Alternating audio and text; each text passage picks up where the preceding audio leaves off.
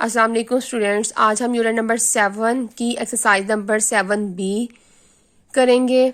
सबसे पहले हम यहाँ पर देखेंगे यूनिट पेज क्या है। Exercise number 7B, question number 1, part number 2, 4, question number 2, 3, 4, definitions on book. अब आ जाते हैं क्वेश्चन नंबर 1 पर। क्वेश्चन नंबर 1 क्या है? Fill in the blank spaces.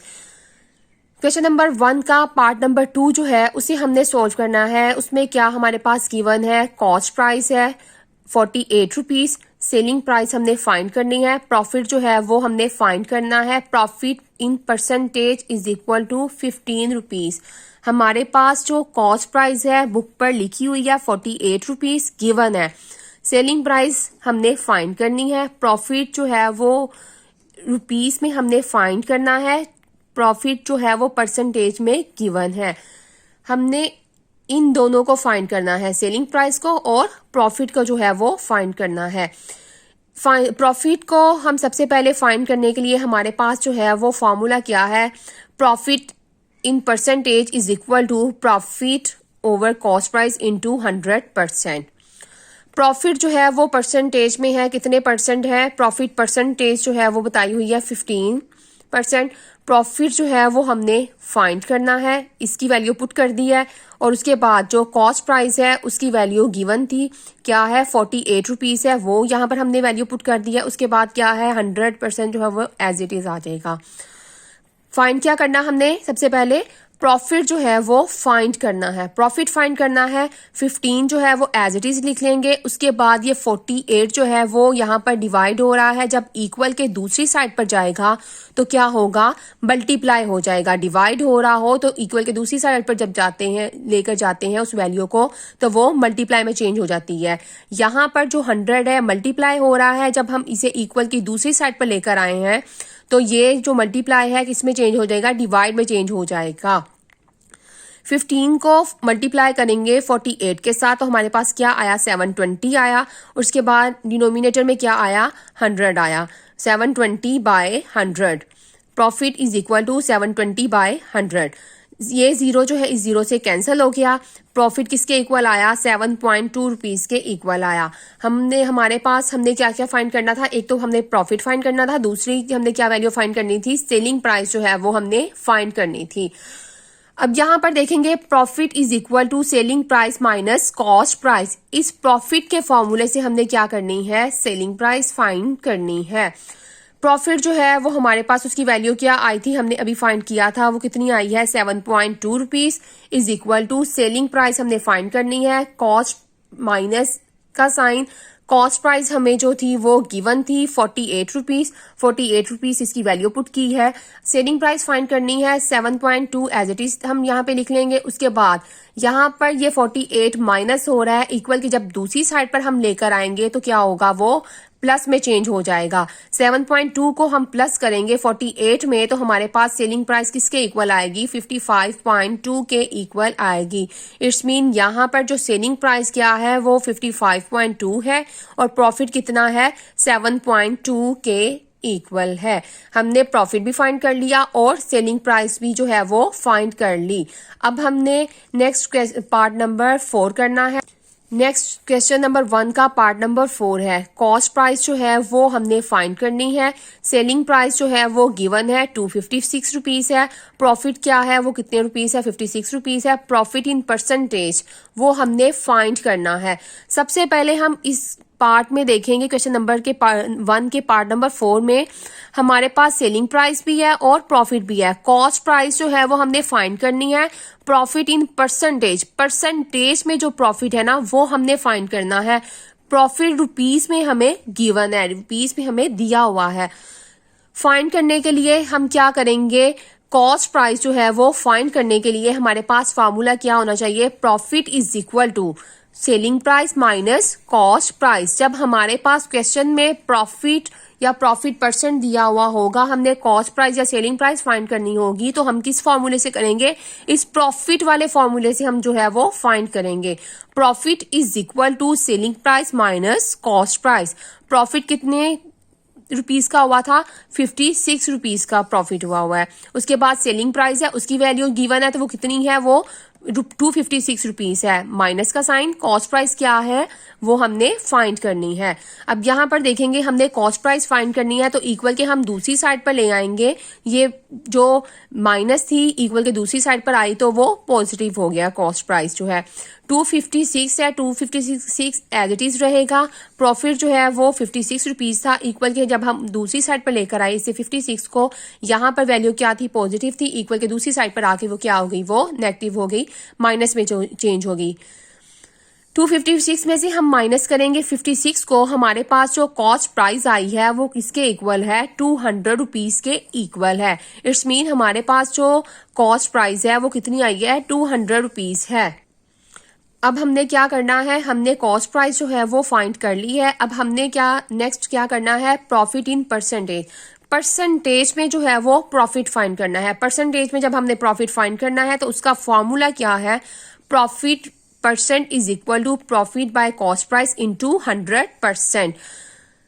पर प्रॉफिट किसके इक्वल है, हमारे पास प्रॉफिट इन रुपीज, रुपीज में प्रॉफिट जो है वो कितने हैं, 56 रुपीज है, वैल्यू पुट की है। कॉस्ट प्राइस क्या है, कितनी कॉस्ट प्राइस है, वो 200 रुपीज जो कि हमने फाइंड की है। 200 रुपीज जो है कॉस्ट प्राइस की वैल्यू यहाँ पे पुट की है इनटू 100%। ये दोनों जीरो, इन दोनों जीरो से कैंसिल हो जाएंगे, ये जीरो जीरो कैंसिल हो गए, हमारे पास क्या आया, ये रुपीस इस रुपीस से कैंसिल हो गया, हमारे पास 56/2 आ गया। 56 को जो है अगर हम जब 2 के साथ डिवाइड करेंगे तो हमारे पास कितना आया, 28% जो है वो प्रॉफिट जो है वो फाइंड हुआ। मैंने क्या बताया कि प्रॉफिट जो है वो परसेंटेज में फाइंड करना है, रुपीस में बता दिया उन्होंने यहाँ पर ही कि अगर हमने जो है वो चीज जो है वो इतने में सेल की है उस पर प्रॉफिट कितना हुआ, 56 रुपीज जो है उस पर प्रॉफिट हुआ था। बताना कितना था, प्रॉफिट जो है वो परसेंटेज में कितना हुआ है, कि कितने परसेंट हुआ है, 2% हुआ है, 3 हुआ है, 5 हुआ है, 6 हुआ है, कितने परसेंटेज जो है वो प्रॉफिट हुआ है वो हमने बताना था। तो कितने परसेंट हुआ प्रॉफिट, 28% जो है वो इस पे प्रॉफिट हुआ है। कॉस्ट कितने रुपीस पर, कॉस्ट प्राइस क्या थी, वो 200 रुपीज थी, 200 रुपीज की चीज थी, कितने में सेल की, 256 रुपीज पे। 256 रुपीज में जब फिर सेल की है तो उस पर प्रॉफिट कितना हुआ, 56 रुपीज का। और परसेंटेज में प्रॉफिट कितना हुआ, परसेंटेज में प्रॉफिट 28% जो है ना वो प्रॉफिट हुआ है परसेंटेज में। अब नेक्स्ट आ जाते हैं एक्सरसाइज नंबर 7B के ही क्वेश्चन नंबर 2 पर। If the marked price of an article is 400 rupees, marked price अगर जो है वो एक आर्टिकल है उसकी कितनी है, वो 400 रुपीज है, and it is sold at a discount of 10%। कितने में बेचा गया है, वो 10% डिस्काउंट पर बेचा गया है। हमारे पास जो है वो परसेंटेज में बताया हुआ है लेकिन हमें रुपीस में नहीं पता कि कितने परसेंट जो है वो डिस्काउंट दिया गया था। Find the net selling price of the article, हमने क्या करना है, नेट सेलिंग प्राइस जो है उस आर्टिकल की जो है वो फाइंड करनी है। मार्क्ड प्राइस कितनी थी, 400 रुपीज, डिस्काउंट कितने परसेंट हमारे पास कितना है, वो 10%। परसेंटेज में डिस्काउंट जो है वो दिया गया है कि वो 10% जो है वो डिस्काउंट दिया था इस पे 400 रुपीज पे। अब जो नेट सेलिंग प्राइस है, जब हमने नेट सेलिंग प्राइस फाइंड करनी है कि कितने में चीज जो है वो आर्टिकल जो है वो बेचा है, उसके लिए क्या होगा, हमारे पास फॉर्मूला क्या है, net selling price is equal to marked price minus discount.